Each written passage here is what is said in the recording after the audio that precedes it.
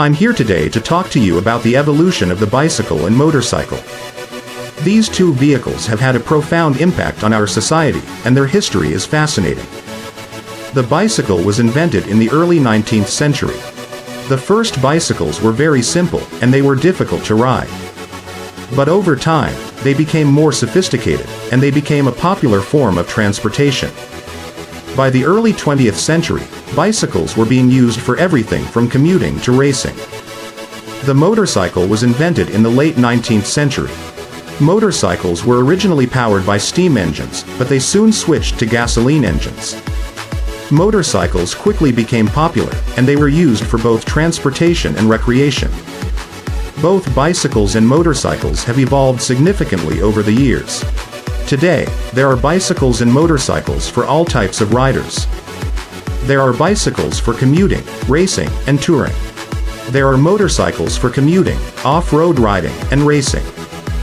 Bicycles and motorcycles are both environmentally friendly vehicles.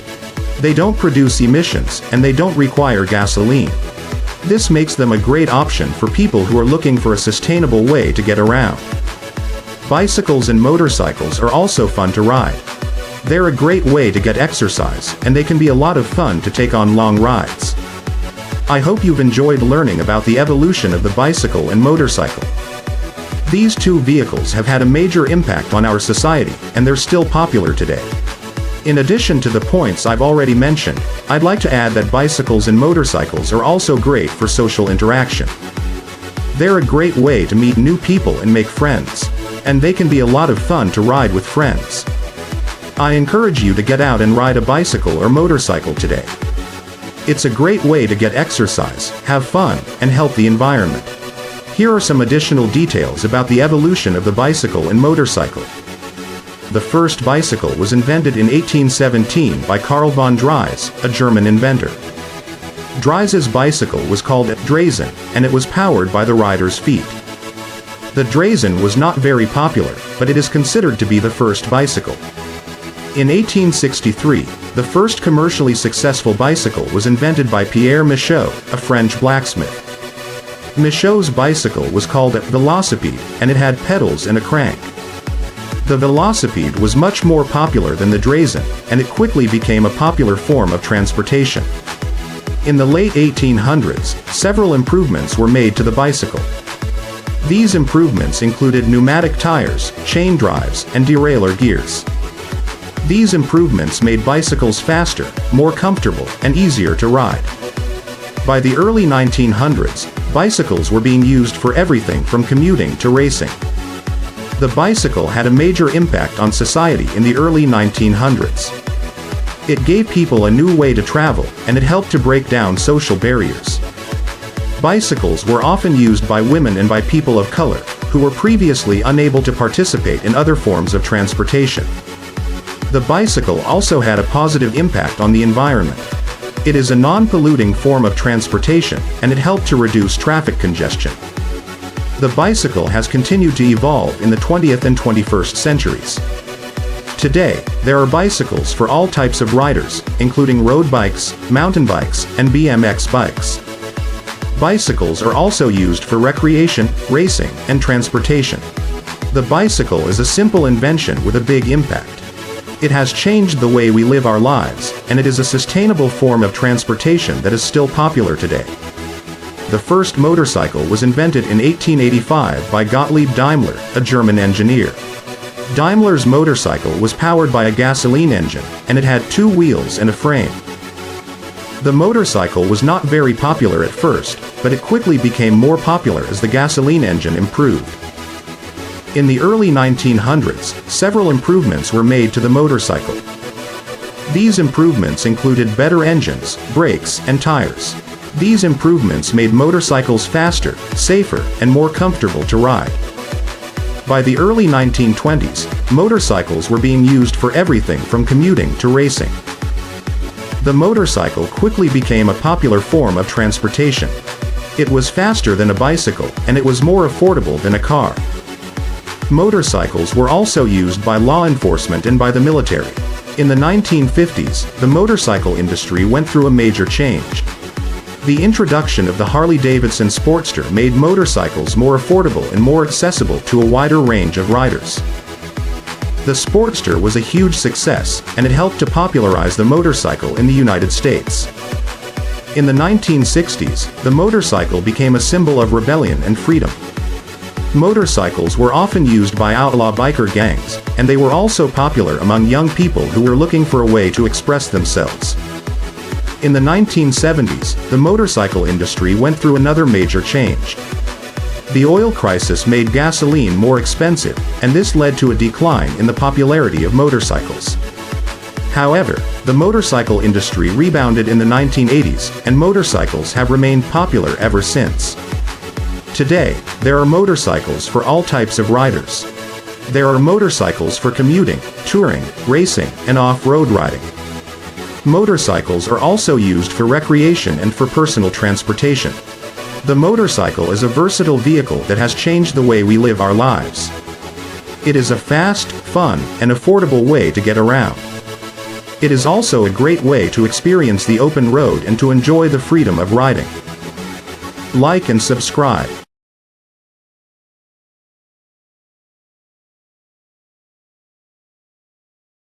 Bohr and Max Born. In 1929, Oppenheimer returned to the United States and joined the faculty of the University of California, Berkeley. He quickly became one of the most respected physicists in the country. In 1942, Oppenheimer was recruited to lead the Manhattan Project. The Manhattan Project was a secret U.S. government program to develop the atomic bomb. Oppenheimer assembled a team of the best scientists in the world, and they worked tirelessly to create a weapon that could end the war. In 1945, the first atomic bomb was tested in the desert of New Mexico. Oppenheimer was there to witness the explosion, and he later described it as a sight to behold, but a sight that I will never forget. The atomic bombs were dropped on Hiroshima and Nagasaki in August 1945, and the war ended shortly thereafter. Oppenheimer was deeply troubled by the use of the bombs, and he later spoke out against the development of nuclear weapons. Oppenheimer died in 1967. He was a complex and contradictory figure, but he was also one of the most important scientists of the 20th century. He helped to create the atomic bomb, but he also warned against its use. He was a man of great intellect and great passion, and his legacy continues to be debated today. Conclusion. Oppenheimer's life was a study in contrasts. He was a brilliant scientist who helped to create the most destructive weapon in history.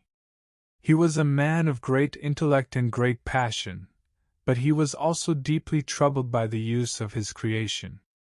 Oppenheimer's legacy is complex and contradictory. He is remembered as both a hero and a villain. He is a reminder of the power of science, and the responsibility that comes with it. We knew the world would not be the same. Few people laughed. Few people cried. Most people were silent. I remembered the line from the Hindu scripture, the Bhagavad Gita. Vishnu is trying to persuade the prince that he should do his duty, and to impress him takes on his multi-armed form and says, "Now I am become death, the destroyer of worlds." I suppose we all thought that one way or another.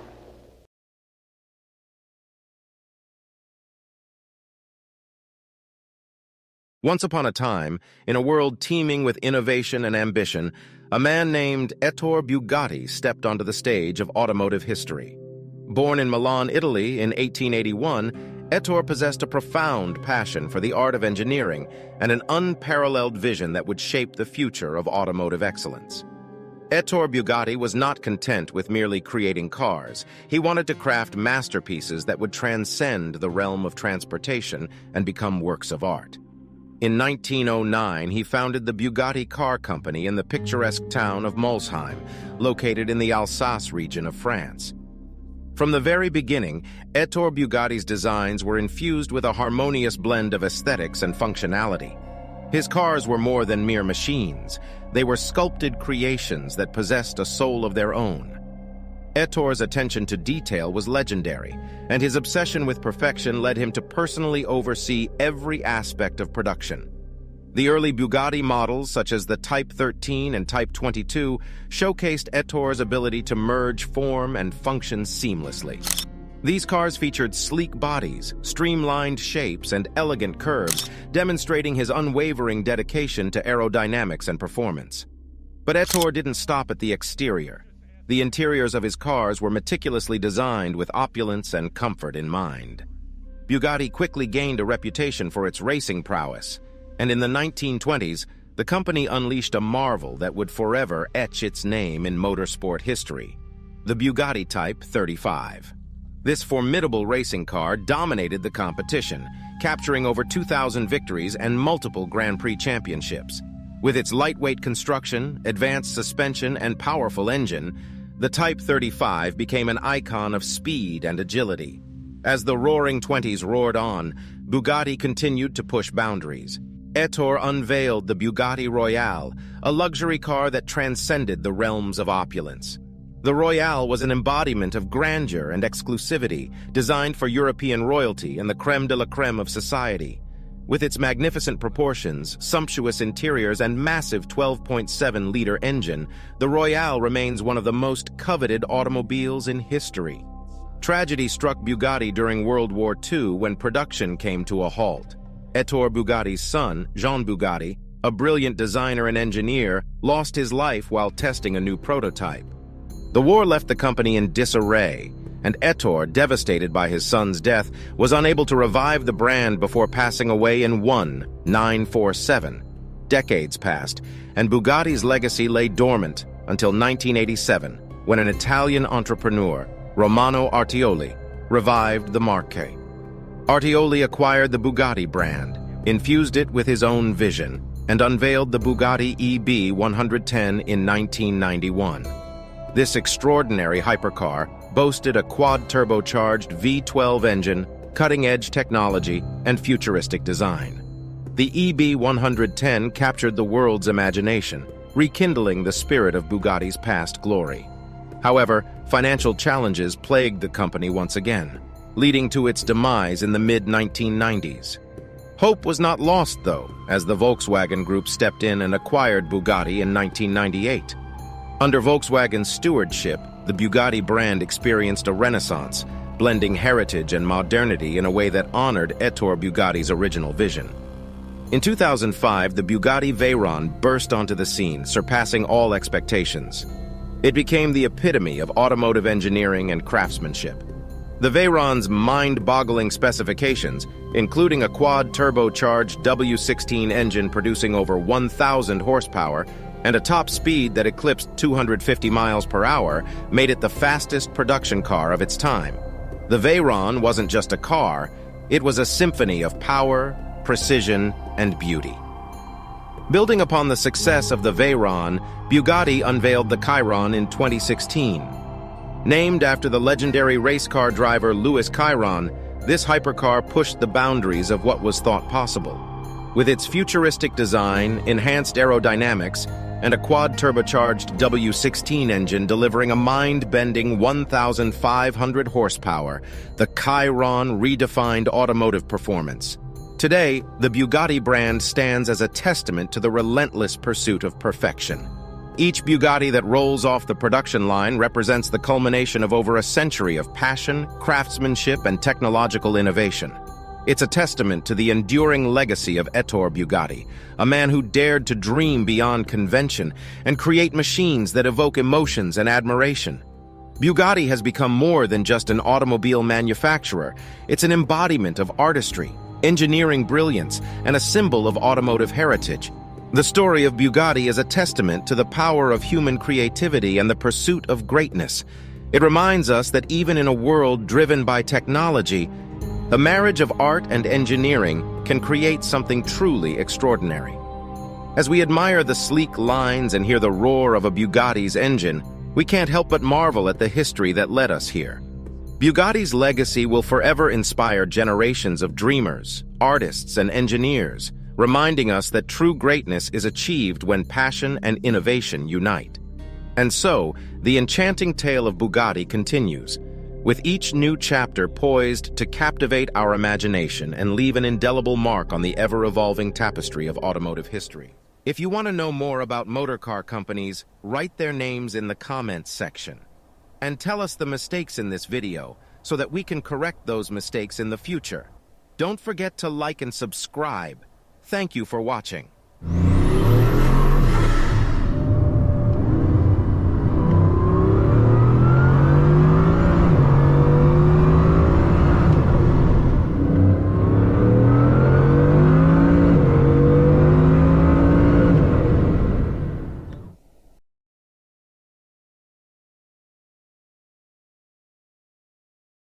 Formula One. Formula One. It's become the proven formula for success at the raceway. He's got three cars trying to get past him.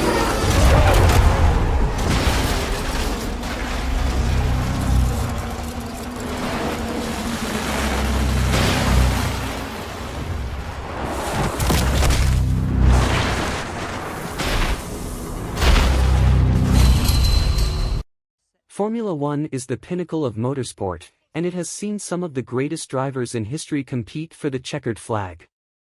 These drivers have been blessed with natural talent, incredible skill, and a burning desire to win. They have pushed the boundaries of what is possible in a race car, and they have entertained fans around the world with their exploits. In this video, we will take a look at some of the most legendary Formula One drivers of all time. We will discuss their careers, their achievements, and their impact on the sport. We will also explore what makes these drivers so special, and why they are considered to be among the greatest of all time. Juan Manuel Fangio. Juan Manuel Fangio is widely considered to be the greatest Formula One driver of all time. He won 5 World Drivers' Championships, more than any other driver, and he won races in different eras of the sport. Fangio was a master of all types of circuits, and he was known for his ability to adapt to any car. He was also a very intelligent driver, and he was always able to find the perfect setup for his car. Fangio's career was not without its setbacks. He was involved in several serious accidents, and he even had to retire from racing for a brief period of time. However, he always managed to come back stronger, and he continued to win races and championships. Niki Lauda. Niki Lauda was another great Formula One driver who overcame adversity to achieve greatness. He won 3 World Drivers' Championships, and he is one of only 2 drivers to have won the championship after surviving a serious accident. Lauda's most famous accident occurred at the 1976 German Grand Prix. His car caught fire, and he was trapped inside for several minutes. He suffered serious burns, but he survived and returned to racing just 6 weeks later. Lauda was a fierce competitor, and he was always pushing himself to the limit. He was also a very intelligent driver, and he was always looking for ways to improve his car. Lauda's legacy is one of courage, determination, and skill. He was a true legend of Formula One, and his story is an inspiration to us all. Ayrton Senna. Ayrton Senna is another legendary Formula One driver who is considered by many to be the greatest of all time. He won 3 World Drivers' Championships, and he is the only driver to have won the Monaco Grand Prix 6 times. Senna was a natural talent, and he had a very aggressive driving style. He was always pushing to the limit, and he was not afraid to take risks. This led to some spectacular victories, but it also led to some crashes. Senna's career was tragically cut short in 1994 when he was killed in a crash at the San Marino Grand Prix. However, his legacy lives on, and he is still considered to be one of the greatest drivers in Formula One history.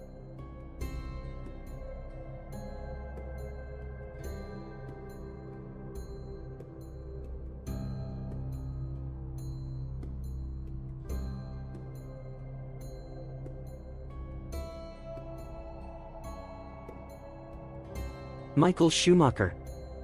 Michael Schumacher is arguably the greatest Formula One driver of all time. He won 7 world championships, more than any other driver in history. He also won 91 races, which is the most of any driver. Schumacher was a master of all aspects of racing, and he was able to win in a variety of different cars. He was also a fierce competitor, and he was never afraid to take risks. Schumacher's career was not without controversy. He was involved in a number of accidents, some of which were very serious. However, he always bounced back, and he continued to dominate the sport. Schumacher retired from Formula One in 2006, but he returned in 2010. He retired again in 2012, but his legacy as one of the greatest drivers of all time will never be forgotten.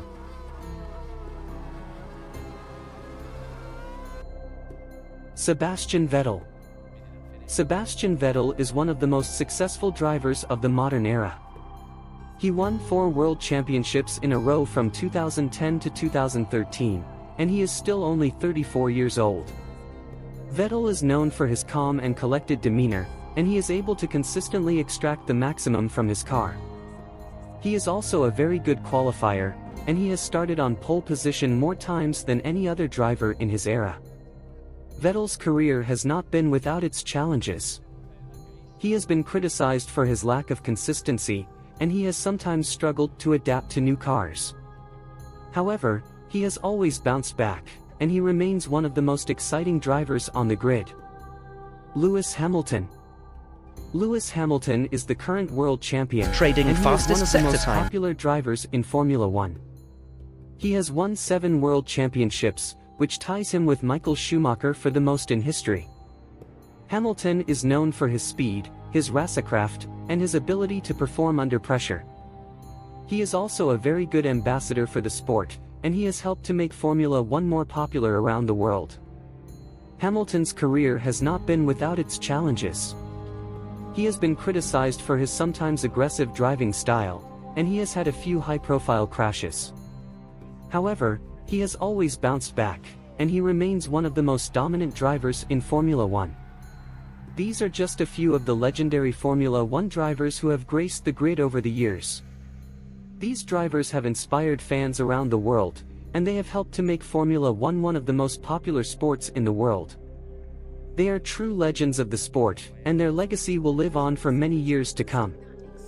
If you want to know more about such F1 drivers, write their names in the comments section. And tell us the mistake in this video so that we can correct those mistakes in the future. Thank you for watching.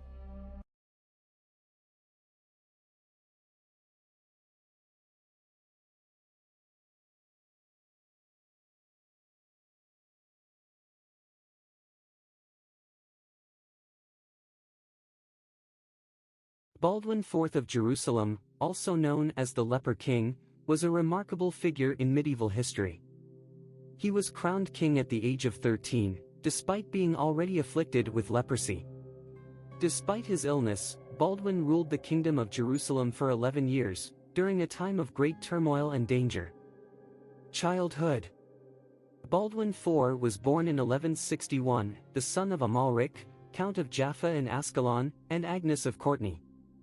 He was a healthy child at first, but when he was 9 years old, he began to show signs of leprosy.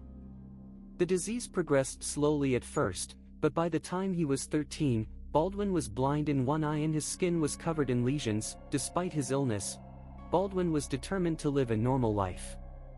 He continued his education and learned to ride a horse, even though he had to wear gloves to protect his hands from the sores on his skin. He also learned how to fight with a sword and a lance. Baldwin's childhood was not easy. He was often bullied by the other children, who called him names and made fun of his illness.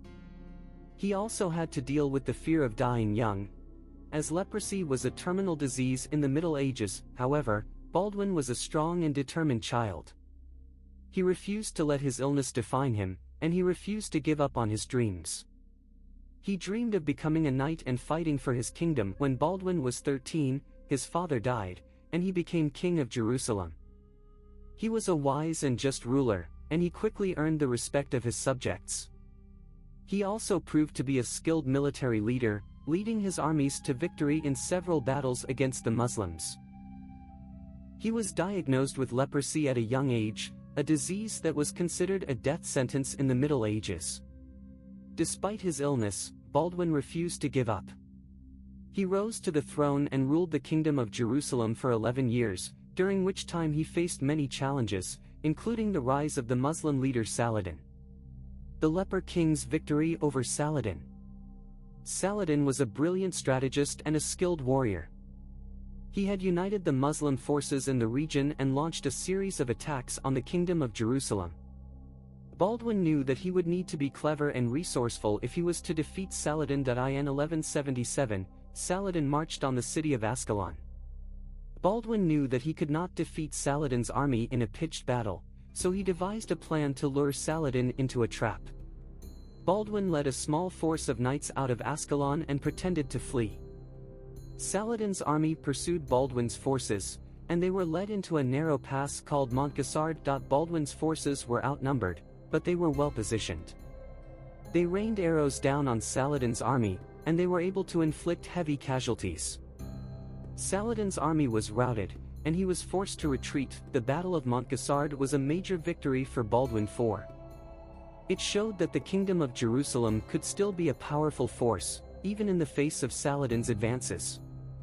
The victory also boosted Baldwin's morale and gave him the confidence to continue fighting against Saladin. In the years that followed, Baldwin and Saladin fought several more battles.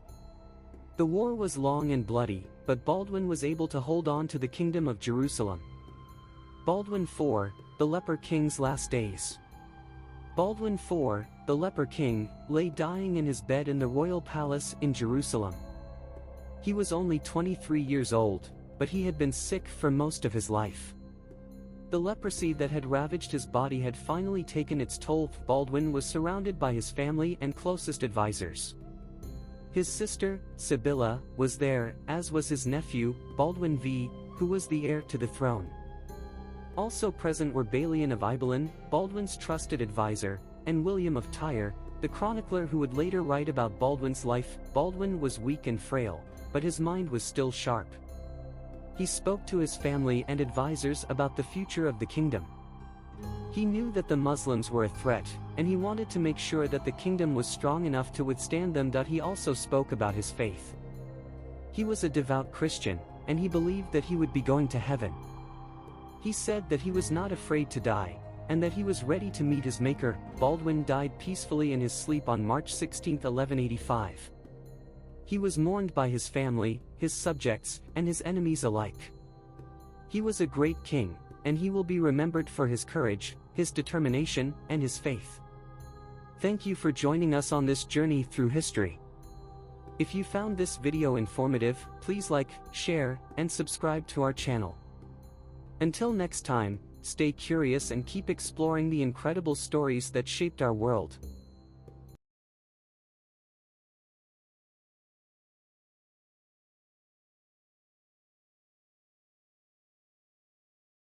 The year is 1890. The place is Birmingham, England. The Peaky Blinders are a street gang that is terrorizing the city. They are led by Thomas Shelby, a young man who is both ruthless and cunning. The Peaky Blinders are known for their violence, their sharp dress sense, and their distinctive haircuts. The Peaky Blinders' power is growing. They have infiltrated the local police force and the political establishment. They are also involved in illegal gambling, racketeering, and extortion.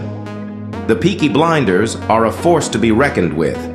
Thomas Shelby is a complex character. He is a brilliant strategist and a gifted leader. But he is also a ruthless killer who will stop at nothing to achieve his goals. Thomas is driven by a desire for power and respect. He wants to make the Peaky Blinders the most powerful gang in Birmingham. The Peaky Blinders are not without their enemies. The police are determined to bring them down, and other gangs are also vying for control of Birmingham. The Peaky Blinders are in a constant state of war. The Peaky Blinders are a product of their time. They are a reflection of the violence and poverty of Birmingham in the late 19th century. But they are also more than that. They are a symbol of the human spirit's resilience. The Peaky Blinders are survivors. They have faced adversity and hardship, but they have never given up. The Peaky Blinders story is a story of violence, crime, and corruption. But it is also a story of ambition, loyalty, and family. The Peaky Blinders are a fascinating and complex group of people. They are a reminder of the dark side of human nature, but they are also a reminder of the human spirit's resilience. Here is a more detailed account of the Peaky Blinders story.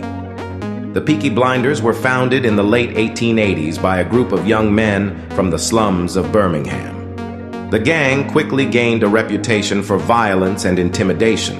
They were known for their sharp dress sense and their distinctive haircuts, which were often topped with flat caps. The Peaky Blinders were involved in a variety of criminal activities, including robbery, assault, and racketeering. They also controlled the illegal gambling and prostitution rackets in Birmingham. The gang's power and influence grew rapidly, and they soon became one of the most feared gangs in the city. The Peaky Blinders' reign of terror came to an end in the early 1900s. The rise of other gangs, the growth of the police force, and the changing social and economic conditions of Birmingham all contributed to the decline of the Peaky Blinders. However, the gang's legacy continues to this day. The Peaky Blinders are still remembered as one of the most violent and notorious gangs in British history.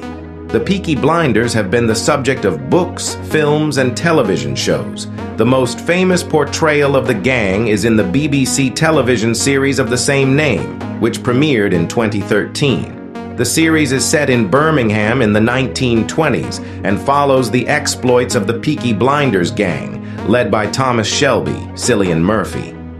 The series has been praised for its stylish visuals, its complex characters, and its gritty portrayal of gang life.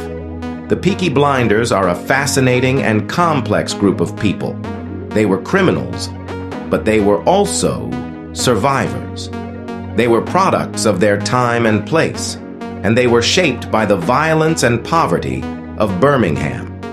The Peaky Blinders are a reminder of the dark side of human nature, but they are also a reminder of the human spirit's resilience.